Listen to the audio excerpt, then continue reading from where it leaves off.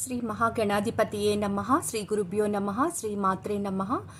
కాశీ వెళ్ళినప్పుడు తప్పకుండా చేయవలసిన పని ఈ కాశీఖండంలో చదివి అందరికీ ఉపయోగపడుతుందని చెప్తున్నాను. అదేంటంటే మనందరికీ తెలుసు కదా, కాశీలో మధ్యాహ్నం కరెక్ట్గా 12ంటికి మణికర్ణికలో సంకల్పం చెప్పించుకుని స్నానం చేయడం అది ఎంత విశేష ఫలితాన్ని ఇస్తుందో అది తెలుసు కదా. ఆ తర్వాత చేయవలసిన పని ఏంటంటే చక్కగా బట్టలు అవి మార్చుకుని పొడి బట్టలు అవి వేసుకుని అక్కడ దగ్గరలోనే మణికర్ణికేశ్వరుడు అని ఒక శివలింగం ఉంటుంది. అది ఎక్కడ ఎవరిని అడిగినా చెప్తారు.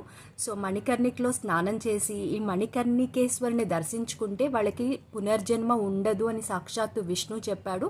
అది ఆ మణికర్ణికేశ్వరుడు గోడ మీద కూడా రాసి ఉంటుంది. సో తప్పకుండా కాశీ వెళ్ళినప్పుడు మణికర్ణికలో స్నానం చేసి ఆ తర్వాత మణికర్ణికేశ్వరుని దర్శించుకోవడం తప్పకుండా చెయ్యండి.